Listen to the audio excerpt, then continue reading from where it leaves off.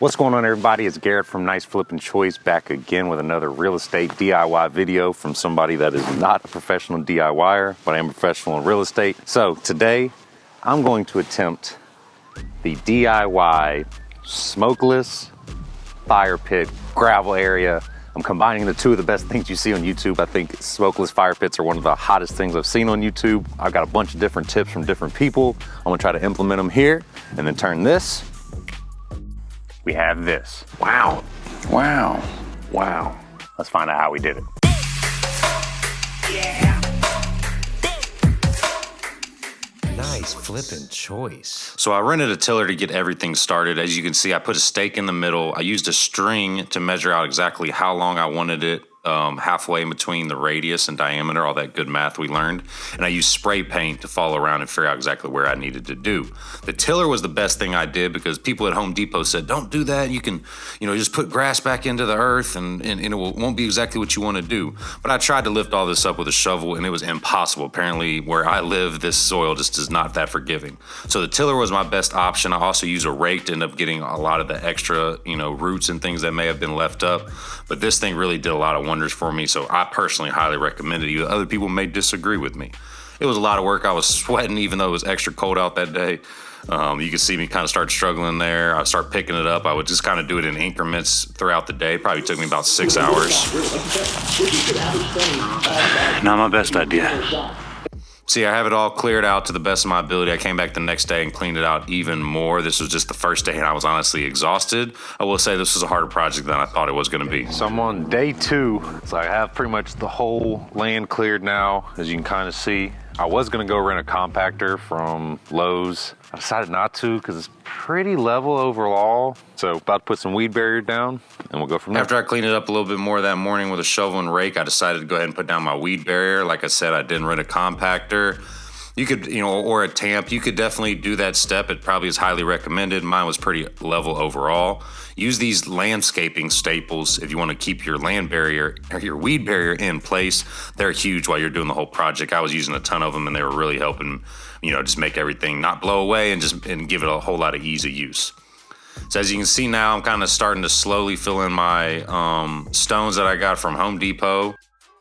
I measured out and I got extra stones this time to just based on, the square feet and inches of them. But as you can see, I'm kind of backfilling a little bit, doing a little work with my hand and a little shovel here and there, tapping them in with the mallet, the rubber mallet. This is kind of helping set it in place.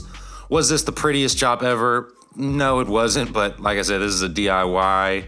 And this was my first time doing this, so I really learned a lot from it. I'm gonna do a few more at some of my different Airbnb and glamping sites, but I did learn a lot from this, but I think it came out pretty good overall. So now I start kind of tucking the stones back in, putting it under the weed barrier as much as I can. Some of the places were not as level maybe as some other with the bricks, I could kind of tell, so that's why I kind of just kept going back and patting it down by hand and, using my gloves and things like that. Was it the most time efficient way? Probably not, but I also thought it came out the best because honestly, I just had the best use of my hands. Now I start to kind of stack the stones in the middle. This is just to help me give a rough idea of where I'm going to put them, how they're going to end up laying out. Like I definitely prepared pretty well for this project. Did I prepare as good as I should have? No, I probably was about 80% there, but I know I will improve it on the next project. These are all stones I just got from Home Depot. I kind of just picked out went there one day, figured it out on my own, how much I needed from the different rows, how high the actual fire pit was that I bought. I bought it off Amazon. I will leave a link in the description if y'all want to know what ring I exactly got. It was about $150. The stones altogether ended up being about $400. I honestly would have to check the receipts, to be honest with you. Overall, the whole project was about $1,000 when I was done with it. Give or take maybe $100 here and there. I left this gap in between because this is part of what makes it actually smokeless. And I'll go into more of like the scientific portion of it, even though I'm not much of a scientist. These little gaps in small places at the bottom kind of force the cool air to rise when it gets heated up. And then as it pops up, it will go into the actual smoke ring, which I will cut holes into, as you can kind of see from some of these handy dandy diagrams I've been popping up. As the smoke enters, it rises up, heats up, and that's where another set of combustion happens at the top of the ring from the heat. And then that's what's supposed to make it smokeless. I think it will work pretty good. I think It won't be. I think it'll be just enough pressure. Could be wrong in the end, but we will find out. Boy, was I wrong. This was one of the hardest things I've done. For some reason, my drill's pretty powerful. That's tough. And it would not work. It would just not go through. I tried different bits. I ended up ordering more bits from Home Depot. Ordered some titanium ones that are supposed to be specifically for metal.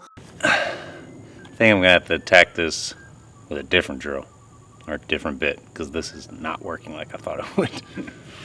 So here I go with a different drill bit. Order these specifically for this ring. I could not get it for the love of me. I'm not gonna lie. I would love to know in the comments, what was I doing wrong? I was using lubrication oil. I was using all the tricks in the trade and my drill was struggling. All right, I think I need a more powerful drill or something like that.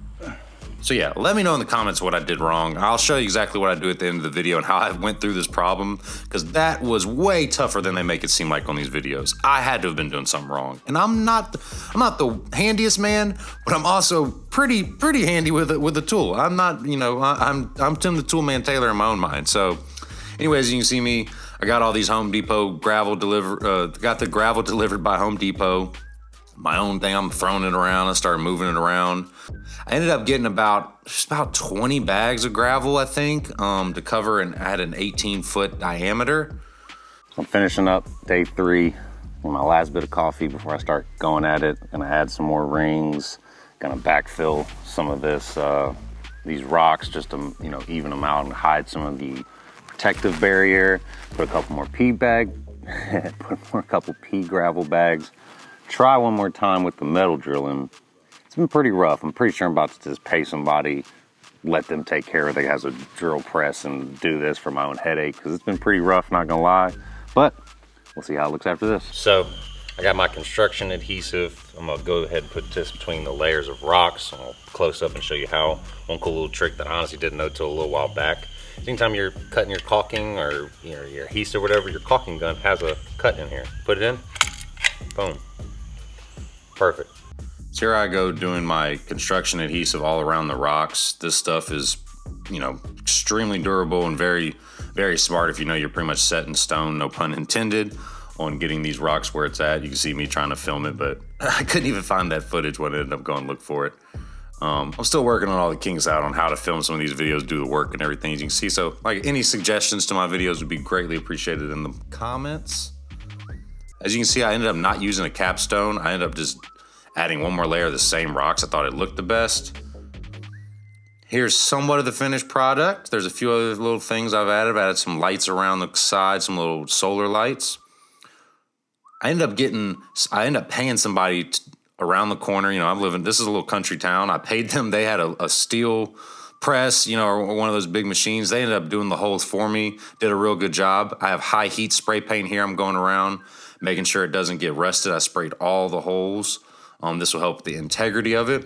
As you can see in the end, this is the, you know, quotation marks smokeless fire pit. Was it as smokeless as I thought it was gonna be?